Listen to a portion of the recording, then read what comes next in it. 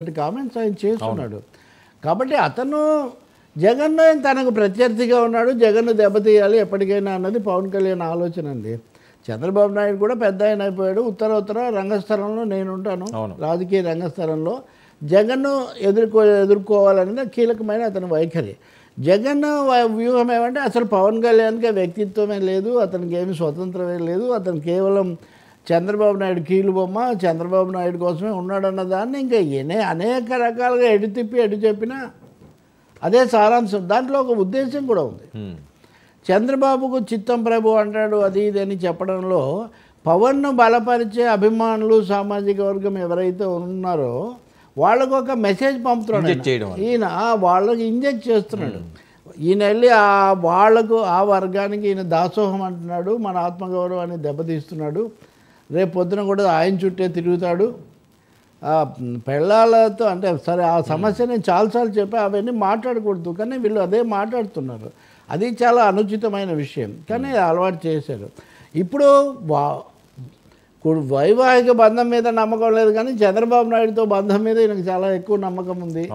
త్యాగరాజు ఈ టైటిల్ ఏంటండి ఇప్పుడు? త్యాగరాజు అదే త్యాగరాజు చంద్రబాబు కోసం ఏదైనా త్యాగం చేస్తాడు, సీట్లైనా త్యాగం చేస్తాడు, తన సొంత స్థానం గౌరవం కూడా త్యాగం చేస్తాడు అని అంటే అపహాస్యం చేయడం. నా పవన్ కళ్యాణ్ యొక్క పర్సనాలిటీని డిమాలిష్ చేయాలి, విధ్వంసం చేసేసి పూర్తిగా చంద్రబాబు నాయుడు దగ్గర ఈయన జోహుకుం అంటున్నాడు అనేది ఎస్టాబ్లిష్ చేయాలి. అది భీమవరం అనేది కూడా మీరు గుర్తుపెట్టుకుంటే, భీమవరం పవన్ కేంద్రం, పవన్ కళ్యాణ్ అక్కడ పోటీ చేశారు, ఓడిపోయారు, మళ్ళీ చేస్తారేమో అనే ఒక ఇది కూడా ఉంది. ఇటువంటిప్పుడు అక్కడికి ఒక వ్యూహాత్మకంగాను ఒక ఉద్దేశపూర్వకంగానే ముఖ్యమంత్రి అక్కడ ఈ అంశానికి అంత ప్రాధాన్యత ఇచ్చారని మనం చెప్పాల్సి ఉంటుంది.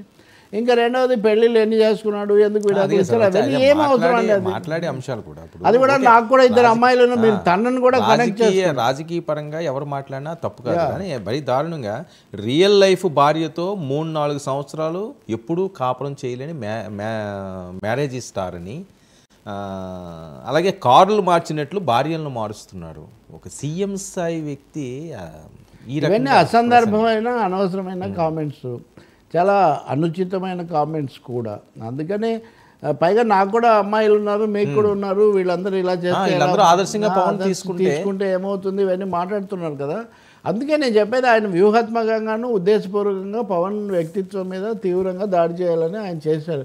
అందులో రాజకీయాలు ఏమీ లేవు, దాంట్లో ఏం తెలుసుకోవాల్సింది వినాల్సింది కూడా కొత్తగా ఏం లేదు. నిజానికి ఆ 3-4 అంటున్నప్పుడు దాని మీద కుటుంబ సభ్యులు వివరణలు ఇచ్చినవి కూడా ఉన్నాయి. మొదటి అప్పుడు ఏం జరిగింది, రెండో అప్పుడు ఏదో చెప్పారు వాళ్ళు, ఎవరు సమర్థిస్తారనేది నా ఉద్దేశం కాదు, కానీ నా కర్మ కొద్దీ ఇలా జరిగిందని ఒక మనిషి అనేవాడు అంతకంటే ఏమంటాడండి. ఇప్పుడు నా కర్మ జగన్ అలా జరిగింది, అందరికీ ఇలా నేను అదే ఆదర్శం అనేది చెప్పడం లేదా నేను Pawan Kalyan. Anybody what can anybody say. So ఈ పద్ధతి సరికాదు. ఇప్పుడు పైగా నాలుగో ఆమె ఎవరో కూడా మాకు తెలియదని కూడా నాగబాబు ఎప్పుడో ఒకసారి కామెంట్ చేస్తున్నట్టు నేను విన్నాను. కాబట్టి అసందర్భమైన విషయము, జగన్ దాడి చేయడానికి చాలా విషయాలు ఉన్నాయి, అవన్నీ వదిలేసి అంటే ఎంతసేపటికి పవన్ చాలా తక్కువగా, ఆయన అసలు ఏమీ లెక్క పెట్టక్కర్లేదు, ఆయనకి వ్యక్తిత్వం లేదు, క్యారెక్టర్ లేదు, చంద్రబాబు నాయుడు తొత్తు, చంద్రబాబు నాయుడుకి ఉంటాడు అనేదాన్ని ఆయన ప్రొజెక్ట్ చేయదలుచుకున్నాడు. బహుశా ఇది ఇంకా పెరుగుతుంది. మీరు ఈరోజు విన్నది కేవలం శాంపిల్, ట్రయల్, టీజరు మాత్రమే. భవిష్యత్తులో ఇంకా చాలా చరిత్ర చెప్తాను అది ఇది అని కూడా ఆయన అంటున్నారు. అందుకని దీన్ని నిజానికి ఇది మహిళలను ఉద్దేశించే చెప్తున్నారేమో అనుకుంటే, మహిళల్లో కూడా పవన్ కళ్యాణ్ అభిమానించే వాళ్ళు ఉంటారు. రెండవది ఇది పూర్తిగా ఉపయోగకరమా నష్టమా అనేది కూడా వైసీపీ ఆలోచించాల్సి ఉంటుంది. ఈ రాజకీయాలు లేకపోతే బీజేపీ